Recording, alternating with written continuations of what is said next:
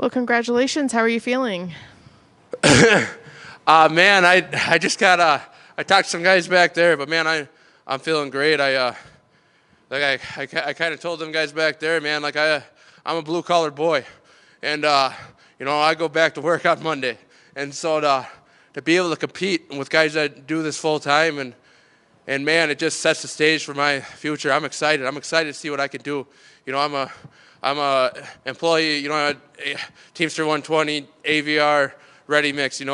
This is wild. This is wild to be in this position I'm in, that I can compete with a guy like Muhammad Usman and come out victorious. So I'm just excited. Did the fight kind of go the way that you had anticipated it going with him?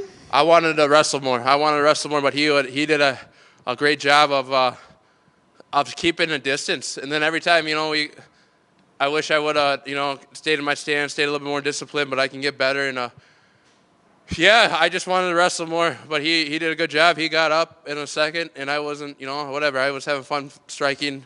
I try not to have too much fun out there, but I try to stay disciplined, and I can get better, man. I'm excited to get better. What did you learn from your last fight that you were able to kind of carry over into this one? I didn't stop training for my last fight. I had some novice, thoughts in my head about, hey, you can't really have head movement or don't shoot to the outside. You don't want to get guillotined. Well, I got no neck, man. Nobody's gonna get a guillotine on me, man. Good luck.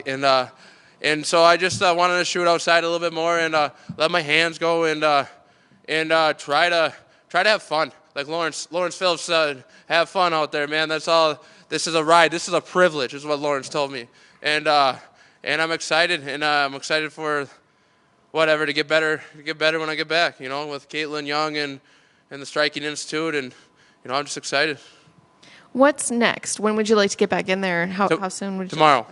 But I got some dings and bruises. I guess I got to get checked out or, whatever, and then I'll be back and ready to go whenever. I love the fight. I love this game more than anything, not except my family, my kids. But this game is a drug, This is my coke, my crack, my hair, whatever you want to call it. So we're all crackheads out here, so I just want to get back in there.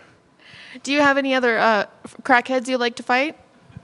Like I told these guys back there, man, I want to fight Chael Sonnen. That's what I want to fight. But I'll fight anybody. But when I was young in my career, I took a loss, and I reached out to the guys that I really looked up to.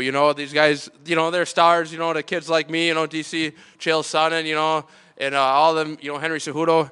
And, I reached out to a few of these guys, and they didn't get back to me. And so Chael Sonnen's around my weight class. I want to dance with him and tell him to stop being mean, and get back to a kid. But and I want to see how big his arms are, so that's about it. Would you let him try and do a rear naked choke or guillotine? Yeah, he won't get it. I'll throw him on his head. Thank you. Usually when we have the big heavyweights, they're usually saved for the main card. Are you surprised that they had you guys start the first fight of the night? And is that tough to be the first fight out there in the night? Man, I don't care. It's a fight no matter what. This shit, I don't know if I can swear. So this is, I don't care. The whole thing's nerve-wracking. Every one of these guys will tell you they're nervous. And, no matter what, you just got to control what you can control. And, the matchmakers know what they're doing, and they're wonderful. This company is so prestigious, and so everything is so fine-tuned. It's unreal. Nobody would get it from, the couch. People watching of how fine-tuned and oiled this company is. It's a privilege to be a part of. The commentary was talking a lot. A difference of what they saw in this fight as opposed to the Jamal Pogue fight was that it seemed that Jamal was dictating the pace, whereas this fight, they said that it was you that was dictating the fight, you pushing the pressure. Was that something that you wanted to try to go out there and make that a point in the fight? I don't want to talk bad about any opponents I've ever had, but in that fight, I wanted to not lose. In this fight, I wanted to win.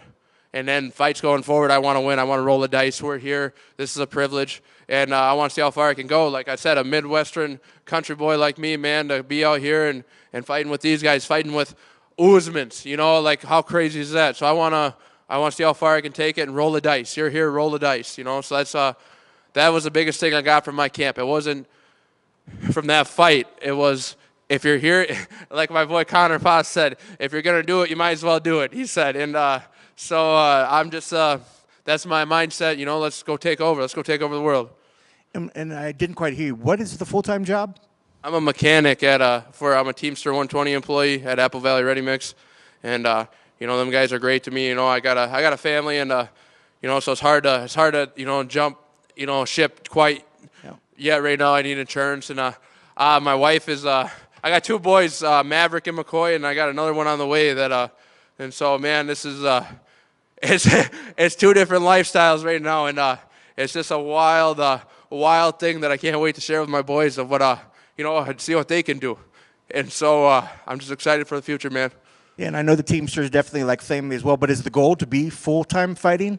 Or is it something, or would you still do the mechanic stuff off to the side at some point? Man, I love them guys so much, but if you know, if I'm fighting for a world championship, I ain't turning a wrench. You know, if I'm trying to break the top 10, you know, but it's a ladders game, right? When on one foot I'm an adult, and one foot I'm a kid chasing a dream. And so like I said, this company is wonderful. You know, I got nothing bad to say. It's just the reality that I'm in right now. You know, the UFC is prestigious, and it's a wonderful company to fight for, man. And I'm living my dream doing this, man. Like this is a blast. This is, no matter win or lose, even that Pogus fight, I had a blast.